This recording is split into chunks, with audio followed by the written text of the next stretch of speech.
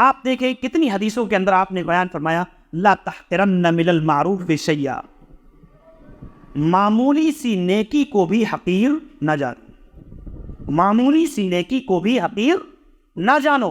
اسی لیے اللہ کے نبی نے کیا بیان فرمایا، رأیت رجلا یتقلب فی الجنہ، میں نے ایک آدمی کو دیکھا کہ وہ جنت کے اندر الٹ پلٹ رہا ہے۔ کس بنیاد پر؟ ایک تکلیف دہ چیز راستے سے اس نے ہٹا دیا تھا، ایک کانٹا، ایک تکلیف دہ چیز جو کسی مومن کو نقصان پہنچا سکتی ہے، اس کی وجہ سے اس کو تکلیف پہنچ سکتی ہے، اس نے اس چیز کو ہٹا دیا اور اس کی وجہ سے وہ جنت کے اندر یہ مقام پا گیا۔ یہ اللہ کے نبی صلی اللہ علیہ وسلم نے اس طور پر ہمیں اور آپ کو بادا، اور آپ نے کہا کسی معروف کو معمولی نہ سمجھو۔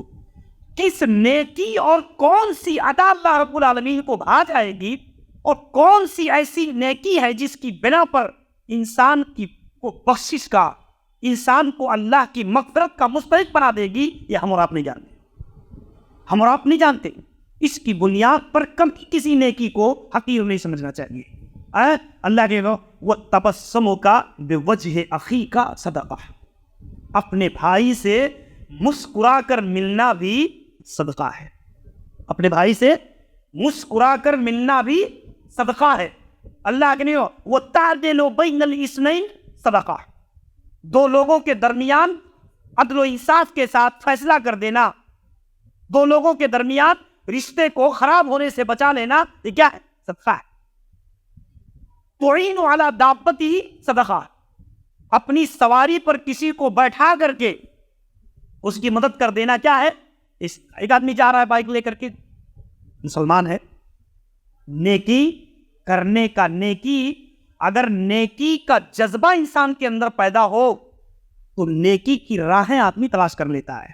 آپ بائک لے کر جا رہے ہیں خالی، آپ نے دیکھا کوئی ایک مسلمان جا رہا ہے، اب آپ کے اندر اگر نیکی حاصل کرنے کا جذبہ ہے، ویسے بھی آپ خالی جا رہے ہیں، آپ نے اس آدمی کو بیٹھا لیا اپنی بائک پر، آپ بتائیے اللہ کے نبی فرماتے ہیں اپنی سواری پر سوار کر لینا یہ صدقہ ہے۔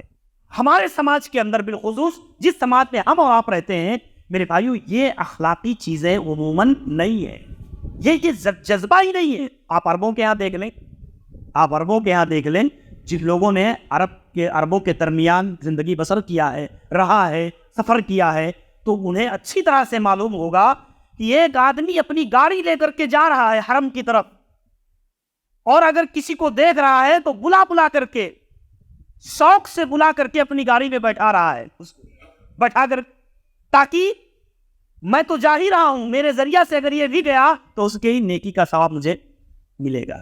آپ نے دیکھا ہوگا حرم مکی اور حرم مدنی کے اندر آپ دیکھیں گے رمضان کے مہینوں میں جو لگے رہتے ہیں دسترخوان افطاری کے، آپ دیکھیں اگر آپ وہ باہر کھڑے رہتے ہیں، آپ کو بلاتے ہیں شوق سے کہ آؤ میرے دسترخوان پر آؤ، میرے دسترخوان پر آؤ، آپ دیکھیں، اور آپ اگر اس کے دسترخوان پر جا کر کے بیٹھتے ہیں، افطار کرتے ہیں، تو وہ آپ کا شکر گزار بنتا ہے، آپ کا شکریہ ادا کرتا ہے۔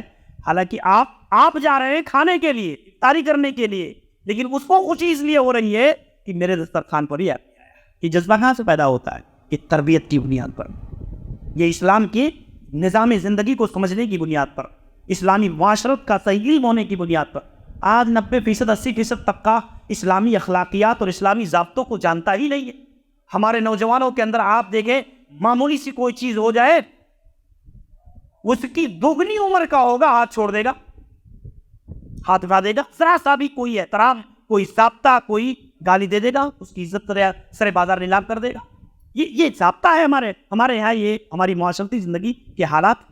اس کی بنیاد پر میرے بھائیوں یہ چیزیں ہمیں اور آپ کو انتہائی سادگی کے ساتھ اسلامی نظام زندگی کو اور اخلاقیات کے ان پہلوؤں کو، طرز معاشرت کو سمجھنے کی ضرورت ہے۔